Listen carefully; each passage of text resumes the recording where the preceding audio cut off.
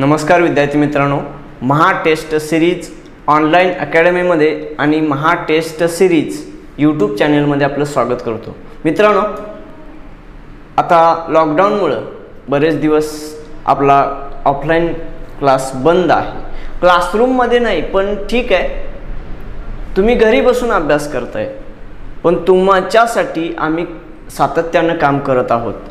आता आज आपली 10 एप्रिल 2021 रोजी जी टेस्ट झालेली आहे, त्या टेस्टमधील सामान्य ज्ञान या विषयाचे 25 प्रश्नांचं विश्लेषण आता आपण पाहणार आहे।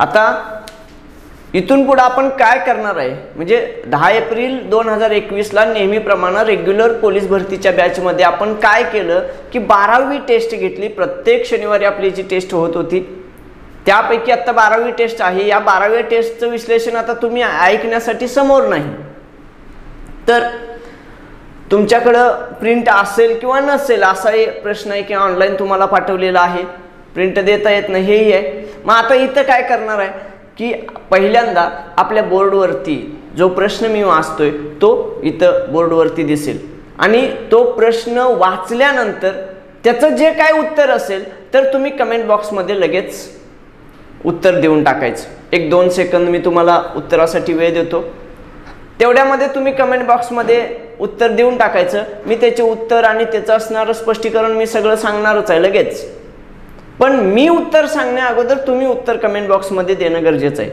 आता आपल्या अकॅडमीचे जे विद्यार्थी आहेत ते तरी आहेतच, पण जे महाराष्ट्रातून इतर विद्यार्थी आहेत की जे आपल्या अकॅडमीचे नाहीत पण पाहत आहेत, त्यांनी सुद्धा लाभ घ्यायला काय हरकत आहे, जे मिळतंय ते घ्यायला काय हरकत आहे, पण त्यांनी सुद्धा कमेंट बॉक्समध्ये आपलं असणारं उत्तर द्यायचं आहे।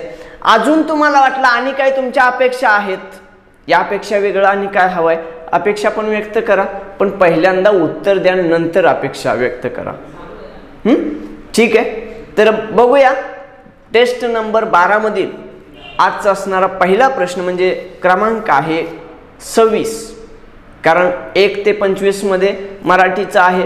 आता 26 ते 50 मध्ये आपलं सामान्य ज्ञान या विषयाचे प्रश्न आहेत आणि जे घटक विशेष म्हणजे हे सगळं मी शिकवलेलं आहे मित्रांनो। ठीक आहे, 26वा प्रश्न आहे, भारतात उच्च न्यायालये किती आहेत? पर्याय क्रमांक 1 21, दुसरा पर्याय 22, तिसरा आहे 24, चौथा आहे 25। काय उत्तर असेल हो? उत्तर द्या कमेंट बॉक्समध्ये। ठीक आहे, तर याचं उत्तर आहे पर्याय क्रमांक 4 25 उच्च न्यायालय भारतामध्ये सध्या आहेत। मग ही कशी आहेत? पहिलं उच्च न्यायालय कोणत्या वर्षी स्थापन झालं हे महत्वाचं आहे। जी 3 उच्च न्यायालय स्थापन झाली ती 1862 साली 3 उच्च न्यायालयांची स्थापना झाली। कोणती? मुंबई, कलकत्ता आणि मद्रास या 3 उच्च न्यायालयांची स्थापना 1862 ला झाली आणि त्यानंतर 4थं उच्च न्यायालय जे झालं स्थापन ते 1866 साली अलाहाबाद म्हणजे सध्याचं असणारं प्रयागराज। ठीक आहे, हे पहिले झाले। मग 25वा झालं ते कोणतं? ते सध्याच आत्ताच निर्माण झालेलं आहे, म्हणजे 1 वर्षभर झालं त्या गोष्टीला, पण ते अमरावती उच्च न्यायालय की जे आंध्र प्रदेश राज्यासाठी स्थापन झालेलं आहे, अमरावती या ठिकाणी 25वं उच्च न्यायालय स्थापन झालं। मग त्यापूर्वी कोणती उच्च न्यायालय? 2013 साली एकाच वेळी 3 उच्च न्यायालयांची स्थापना झाली होती, म्हणजे 22व्या क्रमांकाचं, 23व्या क्रमांकाचं आणि 24व्या क्रमांकाची उच्च न्यायालय मार्च 2013 मध्ये 3 स्थापन झालेली होती। मग ती कोणकोणत्या राज्यांसाठी स्थापन झाली तो महत्वाचा मुद्दा आहे। म्हणजे मार्च 2013 पर्यंत 21 उच्च न्यायालय भारतात होती, मग 22वं, 23वं आणि 24वं, मग म म्हणजे मणिपूर, म्हणजे त्रिपुरा, म्हणजे मेघालय, या 3 राज्यांसाठी 3 वेगवेगळी उच्च न्यायालय स्थापन झाली। मग मला सांगा, या राज्यांना उच्च न्यायालय आजपर्यंत नव्हती का? या राज्यांचं उच्च न्यायालय एक होतं, म्हणजे आपल्या घटनेमध्ये अशी तरतूद आहे की प्रत्येक घटक राज्यासाठी एक उच्च न्यायालय असावं अशी तरतूद आहे। मात्र विशेष तरतूद करून 2 किंवा 2 पेक्षा जास्त घटक राज्य आणि केंद्रशासित प्रदेशासाठी एक उच्च न्यायालय स्थापन करता येतं। मग हे जे आहे मणिपूर, मेघालय, त्रिपुरा ही राज्य कोणत्या उच्च न्यायालयाच्या कार्यकक्षेत होती, म्हणजे उच्च न्यायालयाच्या कार्यक्षेत्रामध्ये होती? ते गुवाहाटी हे उच्च न्यायालय आसाम राज्यातलं आहे। ते उच्च न्यायालय त्याचं असणारं कार्यक्षेत्र ईशान्येकडच्या 7 राज्यांसाठी होतं 2013 पर्यंत। मग ती असणारी 7 राज्य, ईशान्येकडचे 7 सिस्टर्स म्हणतात, ती असणारी 7 राज्य कोणती? अरुणाचल प्रदेश, नागालँड, मणिपूर, मिझोराम, त्रिपुरा, मेघालय, आसाम या 7 राज्यांसाठी हे जे गुवाहाटी उच्च न्यायालय एकच उच्च न्यायालय होतं। मग 2013 साली ही 3 राज्य त्यामधून कमी झाली, उरलेले 4 राज्यांसाठी, म्हणजे मणिपूर, मेघालय आणि त्रिपुरा सोडली, उरलेली 4 राज्य कोणती? आसाम, अरुणाचल प्रदेश, नागालँड आणि मिझोराम या 4 राज्यांसाठी जे उच्च न्यायालय आहे ना, ते या 4 राज्यांसाठी आता गुवाहाटी उच्च न्यायालय आहे। मग आमच्या देशामधले, मग आमच्या असणाऱ्या मुंबई उच्च न्यायालयाच्या कार्यक्षेत्रामध्ये कोणकोणती राज्य येतात? महाराष्ट्र, गोवा ही 2 घटक राज्य आणि दादरा नगर हवेली, दमण दीव हा एक केंद्रशासित प्रदेश। पूर्वी 2 होते बरं का, दादरा नगर हवेली वेगळा होता, दमण दीव हा केंद्रशासित प्रदेश वेगळा होता। आता मात्र या दोन्हींचं एकत्रीकरण करून एकच केंद्रशासित प्रदेश बनवलाय, म्हणजे दादरा नगर हवेली, दमण दीव हा एक केंद्रशासित प्रदेश, गोवा आणि महाराष्ट्र ही 2 घटक राज्य, या 3साठी मुंबई उच्च न्यायालय आहे। मग अंदमान निकोबार बेटे कोणत्या उच्च न्यायालयाच्या कार्यक्षेत्रात येतात? तर कलकत्ता म्हणजे कोलकाता उच्च न्यायालयाच्या कार्यक्षेत्रामध्ये अंदमान निकोबार बेटे येतात। लक्षद्वीप हा केंद्रशासित प्रदेश कोणत्या उच्च न्यायालयाच्या कार्यक्षेत्रात येतो? तर असणार केरळ उच्च न्यायालयाच्या कार्यक्षेत्रामध्ये येतो। आता प्रश्न आहे शेवटचं असणार 25वं उच्च न्यायालय अमरावती, म्हणजे आंध्र प्रदेश राज्यासाठीच उच्च न्यायालय अमरावती या ठिकाणी आहे, आंध्र प्रदेश राज्यातच। मग आंध्र प्रदेश राज्य हे कोणत्या उच्च न्यायालयाच्या कार्यक्षेत्रात होतं? तर हैदराबाद उच्च न्यायालयाच्या कार्यक्षेत्रामध्ये होतं, कारण त्यावेळी अगोदर कधीपर्यंत 2 जून 2014 पर्यंत आंध्र प्रदेश आणि सध्याचा असणारा तेलंगणा ही 2 राज्य एकच होतं, ते आंध्र प्रदेश म्हणून संबोधलं जात होतं। 2 जून 2014 या दिवशी आंध्र प्रदेशमधून तेलंगणा राज्य विभक्त झालं आणि मग त्याची असणारी हैदराबाद ही राजधानी 10 वर्षासाठी दोन्ही राज्यांसाठी कॉमन ठेवली। तेलंगणा आणि आंध्र प्रदेश या 2 राज्यांची संयुक्त राजधानी हैदराबाद 10 वर्षासाठी म्हणजे 2024 पर्यंत ठेवली। मग उच्च न्यायालय पण कॉमन होतं, आता उच्च न्यायालय मात्र वेगळं केलेलं आहे। अमरावती हीच राजधानी त्यांची बनणार आहे आंध्र प्रदेशची, म्हणजे हैदराबाद हे फक्त तेलंगणाचं राहणार आहे। म्हणजे आज देशामध्ये 25 उच्च न्यायालय आहेत, ठीक आहे। पण प्रश्न असा आला उद्या की भारतीय घटनेमध्ये एका घटक राज्यासाठी एक उच्च न्यायालय असावे अशी तरतूद आहे, हे विधान सत्य आहे की असत्य? सत्यच आहे। आपल्याला वाटेल आपल्यामध्ये राज्य किती आहेत? 28 राज्य आणि 8 केंद्रशासित प्रदेश सध्या आहेत, आणि मग आमची उच्च न्यायालयांची संख्या तर आम्ही 25 बघतोय। मग कसं होतंय? 28 आणि 8 36 साठी 25 योग्य आहे का? म्हणजे एकाला एक नाही असं वाटेल, तसं नाही। आपल्या घटनेमध्ये प्रत्येक घटक राज्यासाठी एक उच्च न्यायालय असावे अशी तरतूद आहे, मात्र विशेष तरतूद करून एका उच्च न्यायालयाचं कार्यक्षेत्र 2 किंवा 2 पेक्षा जास्त राज्यांसाठी विस्तारू शकतो आपण, ठीक आहे। म्हणजे याचं उत्तर आहे 26चं उत्तर आहे पर्याय क्रमांक 4। त्यानंतरचा प्रश्न आहे 27, घटना दुरुस्तीची पद्धत संविधानाने कोणत्या देशाकडून घेतली? आपल्या देशानं देशाच्या असणाऱ्या संविधानानं प्रत्येक देशाच्या घटनेमध्ये जे काही असेल चांगलं आपण गोळा केलेलं आहे, आणि जे चांगलं आम्ही स्वीकारतोय ते आमच्या देशासाठी, आमच्या भौगोलिक परिस्थितीसाठी, आमच्या असणाऱ्या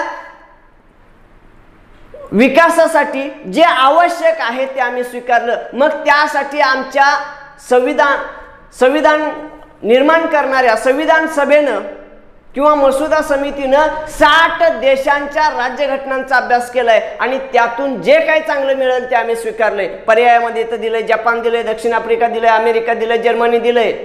घटना दुरुस्तीची पद्धत ही कलम 368 मध्ये दिलेली आहे आणि हे दक्षिण आफ्रिकेकडून आपण स्वीकारले। जर्मनीकडून आणीबाणीची तरतूद स्वीकारलेली आहे, अमेरिकेकडून मूलभूत हक्क स्वीकारलेत, ब्रिटनकडून संसदीय लोकशाही स्वीकारली, ऑस्ट्रेलियाकडून आम्ही सूच्या म्हणजे अधिकारांची विभागणी, कायदे करण्याची विभागणी केंद्र आणि राज्य सरकारमधील सूच्या म्हणजे केंद्र सूची, संघ सूची केंद्र सूची, राज्य सूची आणि समवर्ती सूची या 3 सूच्यांचा जो प्रकार आहे तो आम्ही ऑस्ट्रेलिया देशाकडून स्वीकारला। म्हणजे इतर देशामध्ये आयर्लंड सारख्या देशाकडून आम्ही काय स्वीकारलं? मार्गदर्शक तत्व स्वीकारली। ज्या देशांच्या घटनेमध्ये जे जे चांगलं असेल ते आम्ही स्वीकारलेलं आहे। म्हणून 27चं उत्तर आहे पर्याय क्रमांक 2। आणि हे मित्रांनो मी सगळं सांगितलेलं आहे, आपलं झालेलं आहे, आपल्याला माहीत असावं, आपण वाचलेलं असावं।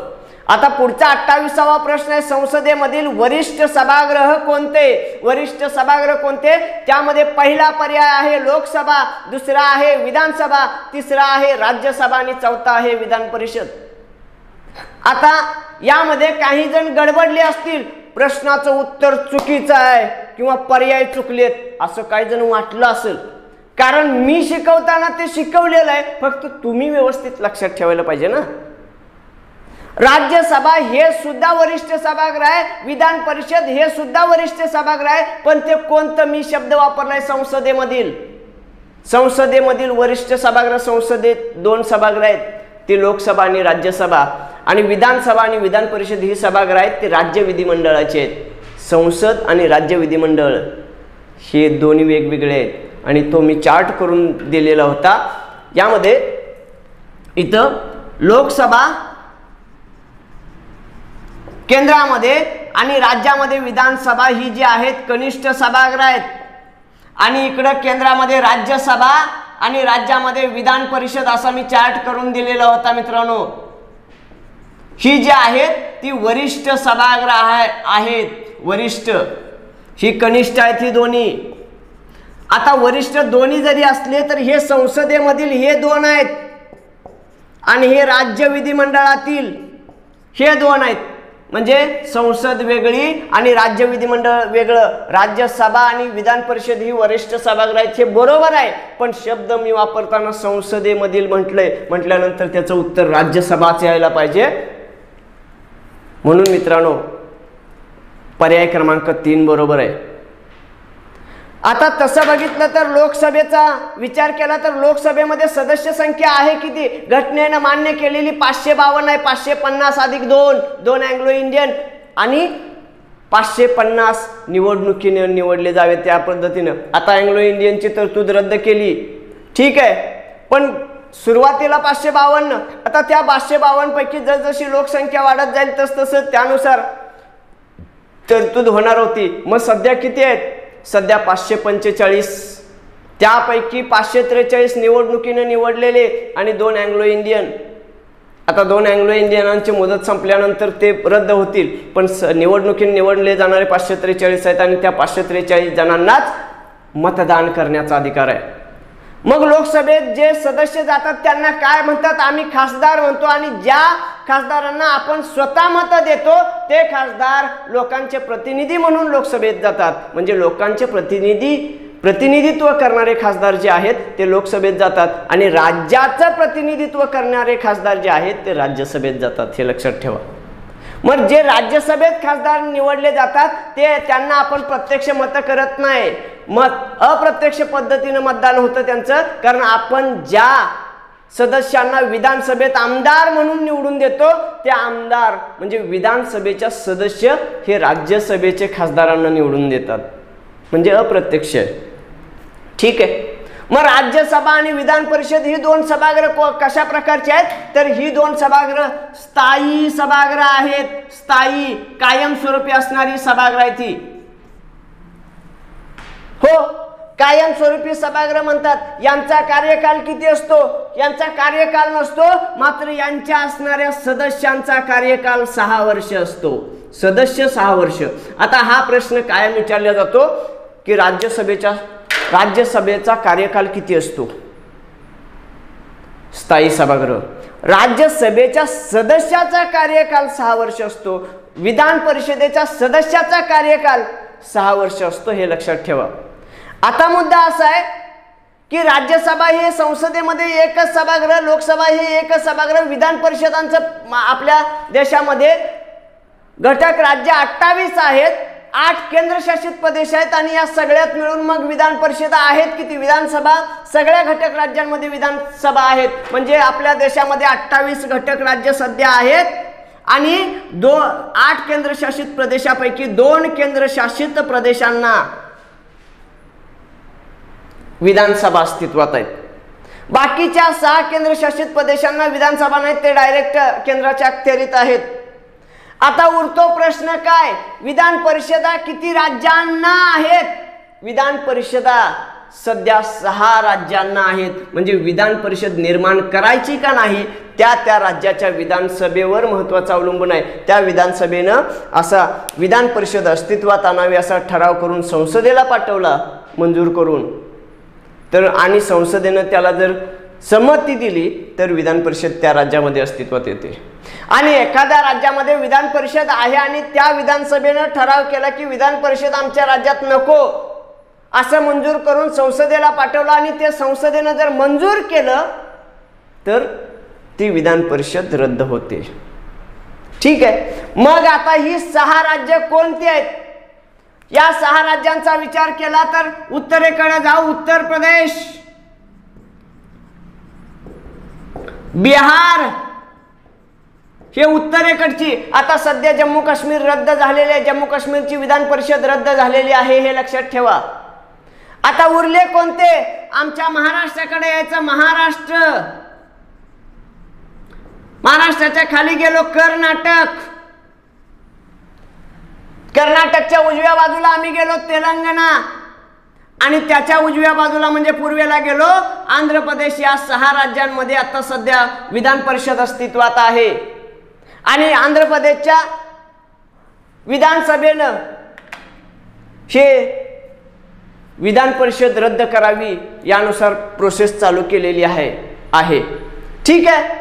मग ती आता रद्द होईल त्यावेळी होईल, जोपर्यंत संसद मान्य करत नाही तोपर्यंत रद्द होत नाही, लक्षात ठेवा.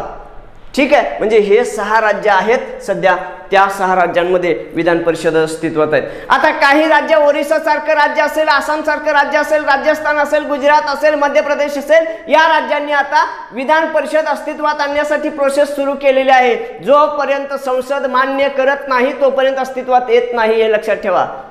सध्या 6 आहेत. उद्याची परिस्थिती बदलत, आपण बदलायचं. दररोज पेपर वाचन करंटमध्ये येईल आणि अपडेट जे येईल ते आम्ही आहेच सांगायला तुम्हाला. 6चे 7 झाले त्यावेळी पण सांगणार आणि 6चे 5 झाले तरी पण मी सांगणार, काळजी नका करू. ठीक आहे. हा प्रश्न क्रमांक 28 झाला. पुढचा प्रश्न 29. विधान परिषदेतील 1/3 सदस्य दर टिंब वर्षांनी निवृत्त होतात. आता विधान परिषद ही परिषदेच्या सदस्याचा कार्यकाल हा 6 वर्ष असतो, कालावधी 6 वर्षाचा असतो. पण प्रत्येक 2 वर्षांनी 1/3 सदस्य निवृत्त होतात आणि तेवढ्याच सदस्यांची निवड परत 6 वर्षासाठी केली जाते. परत 2 वर्ष झाली की काही जणांची 1/3 लोकांची 6 वर्ष संपतात, ते निवृत्त होतात आणि तेवढेच परत निवडले जातात. म्हणजे विधान परिषदेमधले सदस्य एका वेळी सगळे निवृत्त होत नाहीत. राज्यसभेतले सर्व सदस्य एका वेळी निवृत्त होत नाहीत. हे प्रत्येक 2 वर्षाला 1/3 निवृत्त होतात आणि त्यांची निवड केली जाते. म्हणजे विधान परिषद बरखास्त होत नाही, राज्यसभा बरखास्त होत नाही.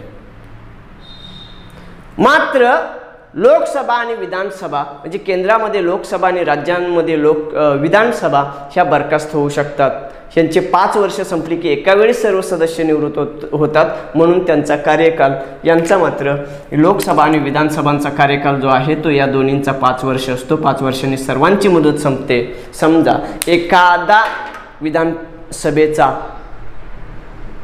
सदस्य किंवा लोकसभेचा सदस्य जर समजा त्यांनी राजीनामा दिला किंवा अनावधानानं त्यांचा मृत्यू झाला, असं जर झालं, एखादं पद रिक्त झालं, तर समजा 2 वर्षानंतर राजीनामा कोणीतरी दिलेला आहे विधानसभेच्या सदस्यांनी, तर तिथं पोटनिवडणूक लावली जाते आणि त्यांची पोटनिवडणुकीनं जे कोणी निवडून येतात त्यांचे उर्वरित कालावधीसाठी त्यांचं सदस्यत्व असतं, म्हणजे उरलेले 3 वर्षासाठी ते सदस्य असणार.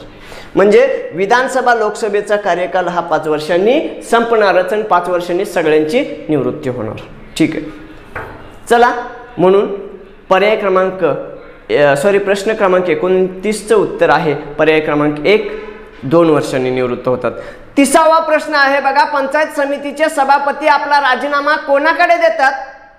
पर्याय क्रमांक 1 आहे BDO, दुसरा आहे जिल्हा परिषद अध्यक्ष, तिसरा आहे डेप्युटी CEO, चौथा आहे राज्य शासन. पंचायत समितीचे सभापती हे आपला राजीनामा जिल्हा परिषद अध्यक्षांकडे देतात. आता मग पंचायत राजची चेन बघूया आपण. ग्रामपंचायतीचा विचार केला तर ग्रामपंचायतीचे सरपंच असतात. सरपंचांच्याकडे ग्रामपंचायतीचे सदस्य आणि उपसरपंचांना राजीनामा द्यायचा असेल तर त्यांनी सरपंचांकडे द्यायचा.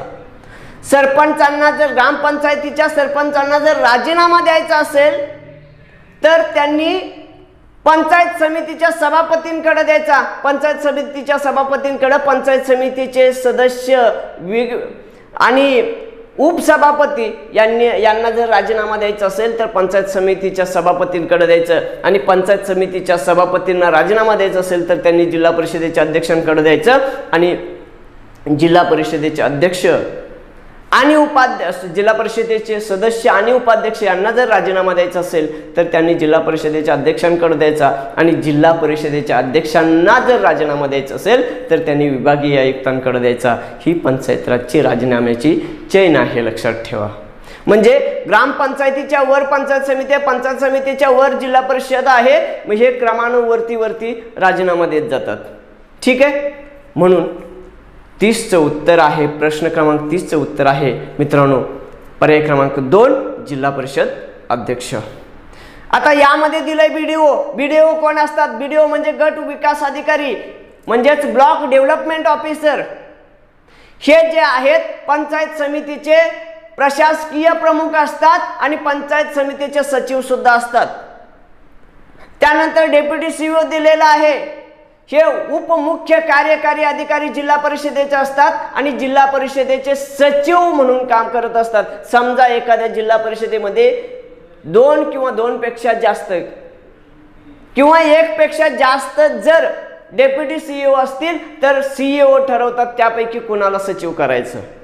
मात्र जिल्हा परिषदेचा प्रशासकीय प्रमुख हा CEO असतात, म्हणजे मुख्य कार्यकारी अधिकारी. हा महत्त्वाचा मुद्दा आहे. आणि जिल्हा परिषदेचे सचिव मात्र डेप्युटी CEO म्हणजे उपमुख्य कार्यकारी अधिकारी असतात. ठीक आहे, त्यानंतरचा प्रश्न आहे 31, सतीबंदी कायदा खालीलपैकी कोणत्या गव्हर्नर जनरलने केला? 1829 साली सतीबंदी कायदा झाला, लॉर्ड विल्यम बेंटिक यांनी केला. पर्याय क्रमांक 1च पहिलाच आहे विल्यम बेंटिक. दुसरा पर्याय आहे लॉर्ड डलहाउसींनी संस्थान खालसा धोरण अवलंबलं. तिसरा पर्याय आहे कॅनिंग, लॉर्ड कॅनिंग.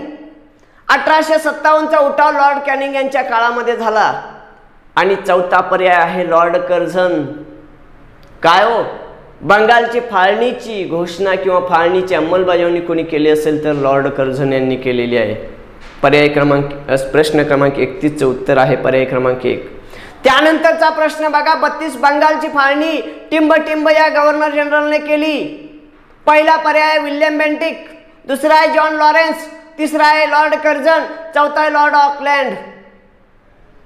दिलं उत्तर. ठीक आहे, बघा बंगालची फाळणी आता मगाशी सांगितलं, पहिल्या अगोदरच्या प्रश्नामध्ये पर्याय होता म्हणून सांगून टाकलं होतं. बंगालची फाळणी लॉर्ड कर्झन पर्याय क्रमांक 3 हे उत्तर बरोबर आहे. मग विल्यम बेंटिकनी काय केला? सतीबंदीचा कायदा केला, ठगांचा बंदोबस्त केला. आणि सतीबंदीचा कायदा होण्यासाठी आमच्या राजाराम मोहन राय यांनी 1823 पासून प्रयत्न केलेले होते. त्यावेळी 1829ला तो कायदा झाला. सतीबंदी कायद्याच्या समर्थनार्थ महाराष्ट्रामधून सही कोणी केली असेल तर नाना शंकरशेठ यांनी केलेली आहे. ठीक आहे. जॉन लॉरेन्स हा दुसरा पर्याय आहे. जॉन लॉरेन्स यांनी पाटबंधारे खात्याची स्थापना केली होती आणि सिमला ही उपराजधानी निर्माण केली. John Lawrence. लॉर्ड कर्झन तर माहितीच आहे आपल्याला, बंगालची फाळणी केली, पूर्व बंगाल आणि पश्चिम बंगाल दोन भाग केले आणि कारण दिलं प्रशासकीय कारणासाठी, पण खऱ्या अर्थानं त्यांना हिंदू मुस्लिम फूट पाडायची होती म्हणूनच ही फाळणी केलेली होती. ठीक आहे मित्रांनो, प्रश्न क्रमांक 33, शासकीय कार्यालयांना रविवारी सुट्टी कोणी सुरू केली? तर रविवारची सुट्टी लॉर्ड हार्डिंग्ज पहिला यांनी सुरू केलेली आहे. पर्याय क्रमांक 1च आहे. दुसरा पर्याय लॉर्ड हार्डिंग्ज दुसरा आहे. तिसरा आहे एल्गिन पहिला, चौथा एल्गिन दुसरा. लॉर्ड हार्डिंग्ज दुसऱ्याच्या काळामध्ये 1911 साली काय केलं? कलकत्त्याला असणारी आपली भारताची राजधानी दिल्लीला आणली. 1911 साली लॉर्ड हार्डिंग्ज दुसरा. बघा, लॉर्ड हार्डिंग्ज पहिल्यानं रविवारची सुट्टी दिली आणि लॉर्ड हार्डिंग्ज दुसऱ्यानं काय केलं की कलकत्त्याला असणारी राजधानी दिल्लीला आणली. लॉर्ड एल्गिन पहिला काय होता? आला काय काम करायच्या अगोदर मेला, पण म्हणजे 1862ला आला आणि 1863ला मृत्यू पण झाला आणि हिमाचलमध्ये असणाऱ्या धर्मशाळेमध्ये मृत्यू झाला होता आणि त्यानं फारसं काम केलं नाही. त्यानं सहिष्णुतेचं धोरण राबवलं. डोक्याला ताप नाही, भारतातली माणसं सरळी नाहीत राहो. मारत्यातलं हे त्याला पण कळालं होतं. मग तो गव्हर्नर असू द्या नाहीतर कमिशनर असू द्या, सोडत नाहीत हे त्यानं कदाचित ओळखलं असावं. त्यामुळे फारसं भारतीयांच्यामध्ये हस्तक्षेप न करता राहिला, सहिष्णुतेचं धोरण राबवलं आणि म्हणजे फारसं काही काम न करता असाच गेला. लॉर्ड एल्गिन दुसऱ्याच्या कालावधीमध्ये काय झालं? संताळांनी उठाव केला. म्हणून प्रश्न क्रमांक 33चं उत्तर आहे पर्याय क्रमांक 1, लॉर्ड हार्डिंग्ज पहिला. त्यानंतरचा प्रश्न आहे असहकार 34वा. असहकार चळवळ कोणत्या वर्षी सुरू झाली? पर्याय क्रमांक 1 1922, 2 1920, 3 1930, 4 1942. मला सांगा. उत्तर दिलं ना कमेंटमध्ये? प्रत्येक वेळी मी विचारत बसत नाही. प्रश्न उच्चारला म्हणलं की तुम्ही उत्तर देऊन टाकायचं कमेंटमध्ये. मी प्रत्येक वेळी तेच करत बसणार नाही. तुम्हाला जास्तीत जास्त मटेरियल कसं देता येईल हे बघतोय मी.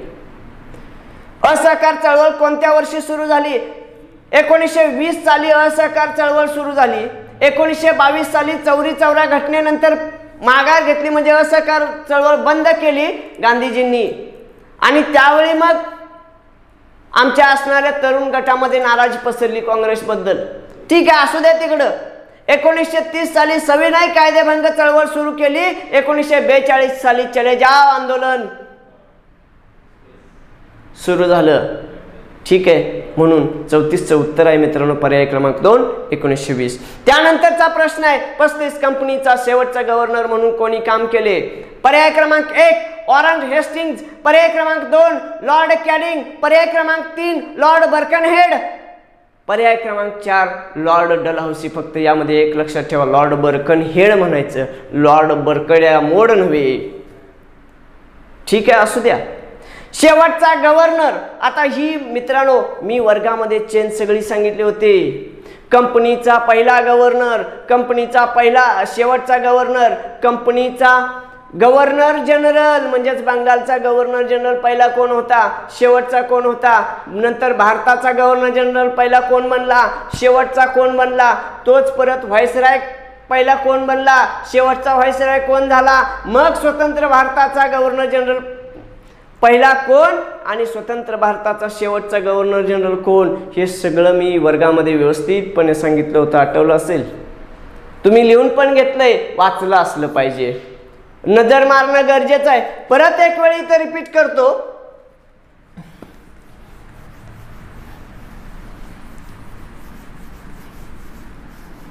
बघा, वॉरन हेस्टिंग्ज हा शेवटचा कंपनीचा गव्हर्नर इथं रॉबर्ट क्लाइव्ह हा पहिला कंपनीचा गव्हर्नर होता आणि शेवटचा वॉरन हेस्टिंग्ज गव्हर्नर. आता हाच जो आहे तो पहिला बनला गव्हर्नर जनरल. कंपनीचा किंवा बंगालचा गव्हर्नर जनरल 1773च्या रेग्युलेटिंग ऍक्ट नुसार हा झाला। त्यानंतर मग हा शेवटचा झाला गव्हर्नर जनरल, पहिला आणि शेवटचा। हा पहिलाच आणि शेवटचा इथं कोण असणार हो? 1773च्या रेग्युलेटिंग ऍक्ट नुसार वॉरन हेस्टिंग झाला होता आणि 1833च्या कायद्यानुसार लॉर्ड विल्यम बेंटिक हा शेवटचा कंपनीचा गव्हर्नर जनरल किंवा त्यालाच बंगालचा गव्हर्नर जनरल म्हणतात। मग 1833च्या कायद्यानुसार परत हा पहिला काहीतरी बनला, काय बनला हो? हाच 1833च्या कायद्यानुसार कंपनीच्या ऐवजी भारताचा गव्हर्नर जनरल बनला असं सांगितलं होतं। त्यानंतर काय झालं? 1857चा उठाव झाला आणि त्याचाच परिणाम राणीचा जाहीरनामा 1858 साली जाहीर केला आणि त्यावेळी असणारा कॅनिंग हा कंपनीचा शेवटचा गव्हर्नर होता। मग तोच पहिला बनला। आता भारताचा गव्हर्नर जनरल शेवटचा कॅनिंग होता, तोच काय झाला? पहिला झाला व्हाईसरॉय।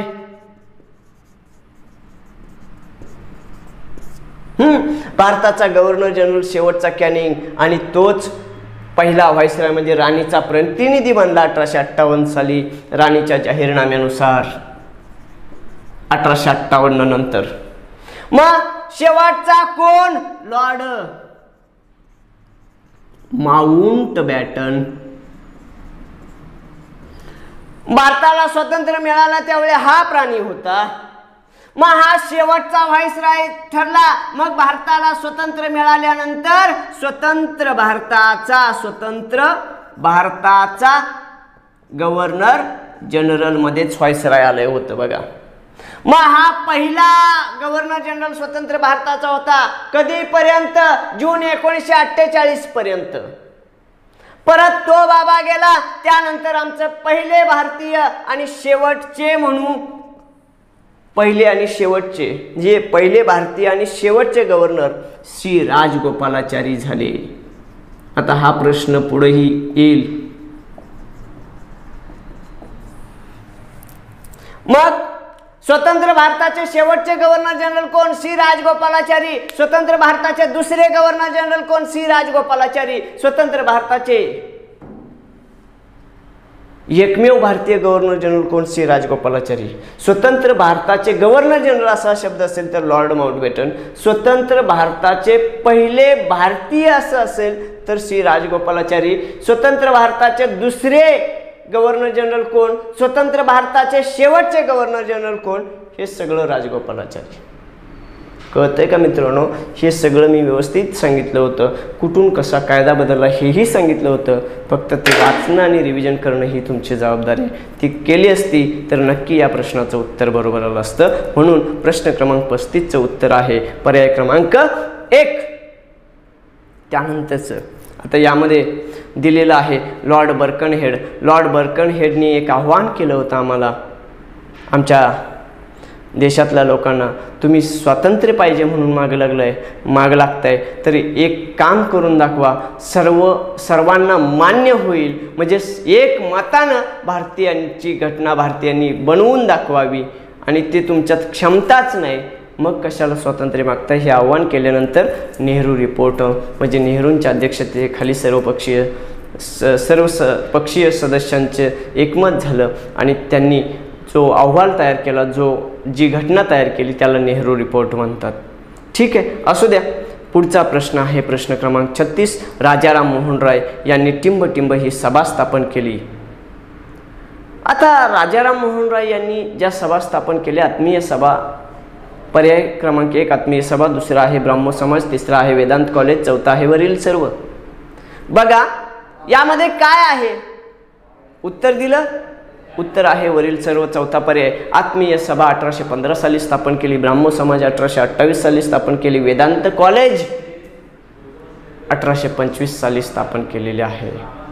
तर मित्रांनो याचं उत्तर आहे पर्याय क्रमांक 4। त्यानंतरचा प्रश्न आहे 37। डिप्रेस्ड क्लासेस मिशनची स्थापना कोणी केली? पर्याय क्रमांक 1 न्यायमूर्ती रानडे, दुसरं वीरा शिंदे, तिसरं गो ग आगरकर, चौथं ना. म. जोशी.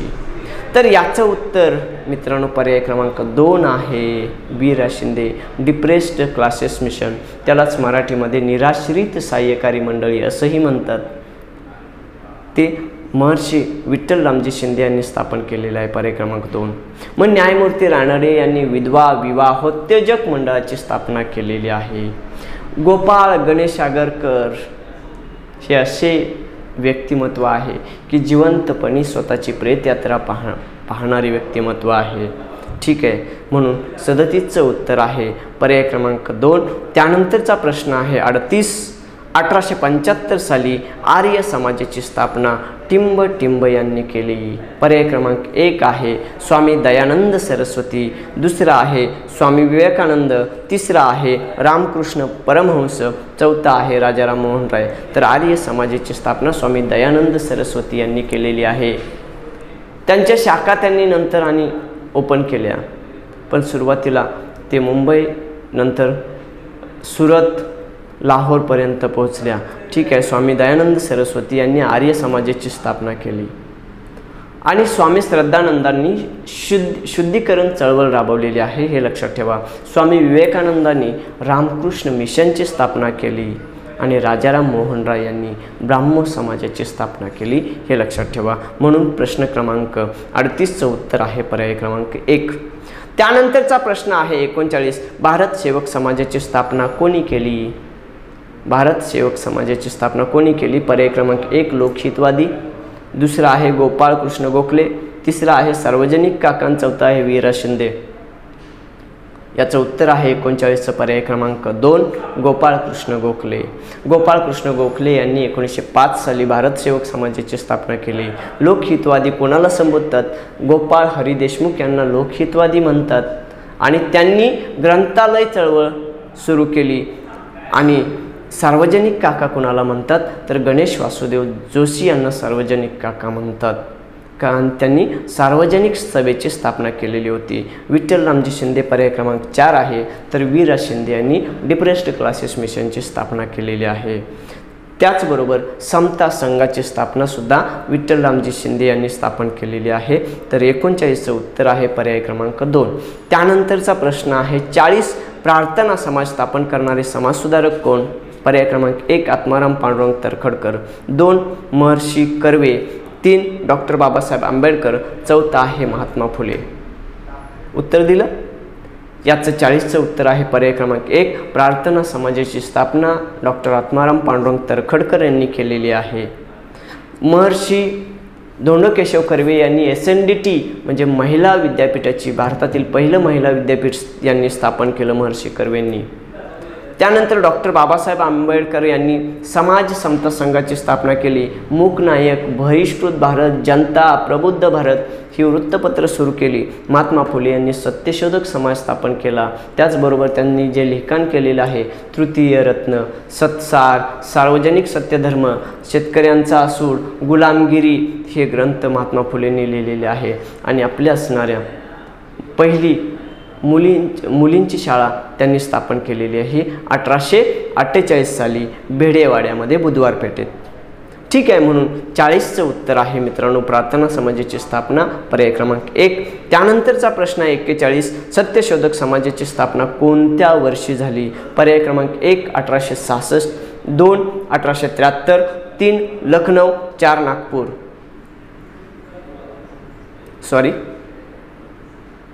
41 चुकून मी पुढचे ऑप्शन वाचले. तर 41 हा प्रश्न रिपीट करतो. सत्यशोधक समाजाची स्थापना कोणत्या वर्षी झाली? 1866 1, दुसरा आहे 1873, तिसरा आहे 1973, चौथा आहे 1900. तर 1866चा काही संबंध नाही. 1867 साली प्रार्थना समाजाची स्थापना झालेली होती. पर्याय क्रमांक 2 बरोबर आहे. 1873 साली सत्यशोधक समाजाची स्थापना महात्मा फुलेंनी केलेली आहे. त्याचं पुनरुज्जीवन कधी झालं असेल तर 1911 साली राजर्षी शाहू महाराजांनी कोल्हापूर संस्थानात त्याचं पुनरुज्जीवन केलेलं आहे. म्हणून 41चं उत्तर आहे पर्याय क्रमांक 2. ठीक आहे, त्यानंतरचा प्रश्न बघा. अभिनव भारत ही क्रांतिकारी संघटना कोणत्या ठिकाणी स्थापन झाली? अभिनव भारत पर्याय क्रमांक 1 नाशिक, 2 कलकत्ता, 3 लखनौ, 4 नागपूर. उत्तर दिलं का मित्रांनो? पर्याय क्रमांक 1 हे उत्तर आहे नाशिक या ठिकाणी. आता मुळात या अभिनव भारतचा इतिहास कसा आहे तर 1900 साली मित्रमेळा नावाची संघटना स्थापन झालेली होती भगूर या ठिकाणी नाशिक जिल्ह्यामध्ये. वि.दा. सावरकरांनी स्थापन केलेली आणि त्याचं 1904 मध्ये अभिनव भारत या संघटनेत रूपांतर झालं आणि ते नाशिक जिल्ह्यामध्येच होतं. म्हणून पर्याय क्रमांक 1 बरोबर आहे. मग अनुशीलन समिती अशीच असणारी क्रांतिकारी संघटना कुठं होती तर कलकत्ता बंगाल प्रांतामध्ये होती. ठीक आहे. त्यानंतरचा प्रश्न बघा 43. पंडिता रमाबाई यांनी खालीलपैकी कोणती संस्था स्थापन केली नाही? हा शब्द महत्त्वाचा आहे. 43. पंडिता रमाबाई आणि रमाबाई रानडे यांच्यामध्ये फरक आहे. तर सेवा सदन हे रमाबाई रानडेंनी स्थापन केलेलं आहे, हे पंडिता रमाबाई नाही. म्हणून पर्याय क्रमांक 1 बरोबर आहे. त्यानंतरचा बातमी सदन, शारदा सदन आणि चौथं दिलं 1 व 2. तर सेवा सदन पंडिता रमाबाईंनी नाही स्थापन केलेली. बातमी सदन आणि अंधांसाठी बातमी सदन आणि शारदा सदन हे स्थापन केलेलं पंडिता रमाबाईंनी आहे. म्हणून 43चं उत्तर पर्याय क्रमांक 1. त्यानंतरचा प्रश्न आहे 44. महाराष्ट्रातील पहिली राजकीय संघटना म्हणून ओळखली जाणारी बॉम्बे असोसिएशन ही संघटना टिंब यावर्षी स्थापन झाली.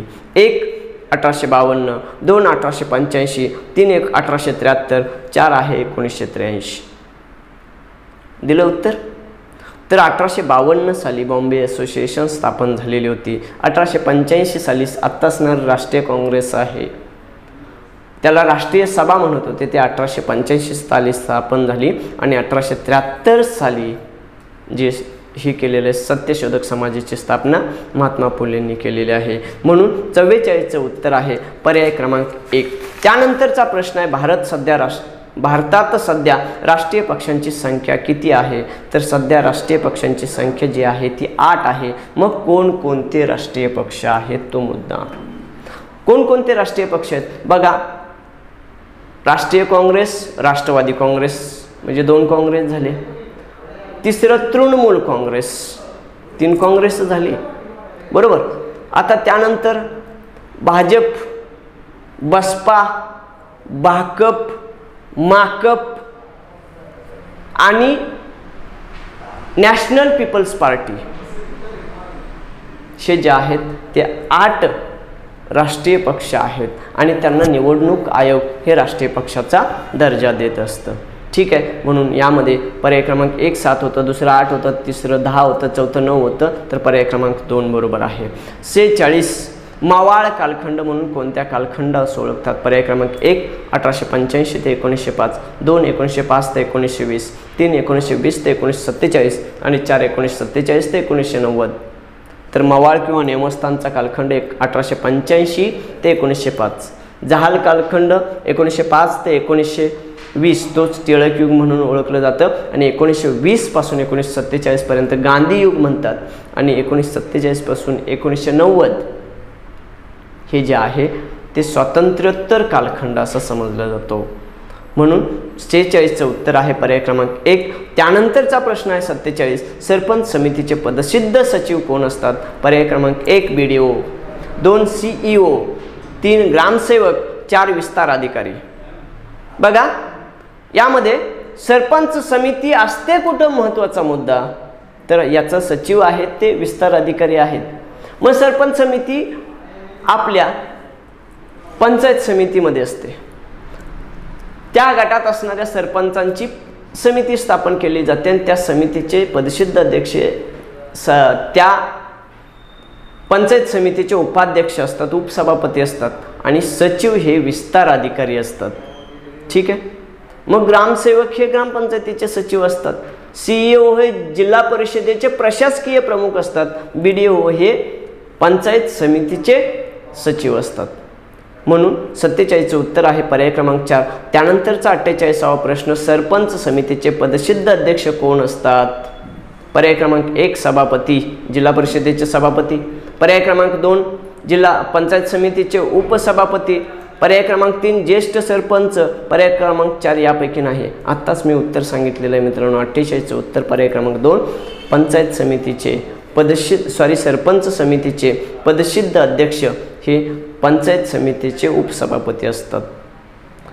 त्यानंतरचा प्रश्न आहे 49 73व्या घटनादुरुस्तीनुसार स्थानिक स्वराज्य संस्थांमध्ये किती टक्के आरक्षण महिलांना मिळाले? तर पर्याय क्रमांक 1 33%, 2 50%, 3 10%, 4 23%. उत्तर दिलं तर उत्तर आहे पर्याय क्रमांक 1 33%. आता तुम्ही म्हणाल पंचायत राजमध्ये म्हणजे स्थानिक स्वराज्य संस्थांमध्ये महिलांना 50% आरक्षण मिळालं, हे खरं आहे, पण कधी? 73व्या घटनादुरुस्तीनं नाही. 73व्या घटनादुरुस्तीनं 33% आणि त्यानंतर 50% केलेलं आहे.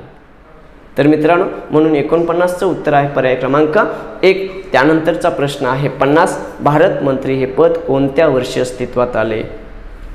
तर ज्यावेळी व्हाईसरॉय झाले तर 1858 सालीच भारत मंत्री आणि व्हाईसरॉय ही दोन पद गव्हर्नर जनरल हे पद रद्द करून व्हाईसरॉय आणि भारत मंत्री हे पद निर्माण केलेलं होतं. म्हणून पर्याय क्रमांक 1 1858, 2 1960, 3 1857, 4 1942 दिले, त्यापैकी 1858ला अस्तित्वात आलेलं आहे.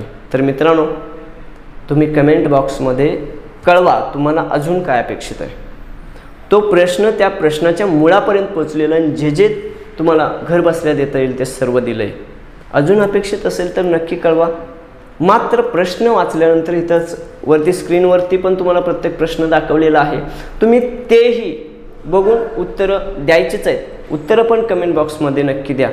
आणि तुमचे काही मित्र असतील की ज्यांना माहीत नाही महा टेस्ट सिरीज यूट्यूब चॅनल किंवा महा टेस्ट सिरीज ऑनलाईन ॲप्लिकेशन आहे ते माहीत नाही, त्यांनाही माहिती द्या. आणि तुम्ही अजूनही महा टेस्ट सिरीज ॲप्लिकेशन डाउनलोड केलं नसेल तर डाउनलोड करा.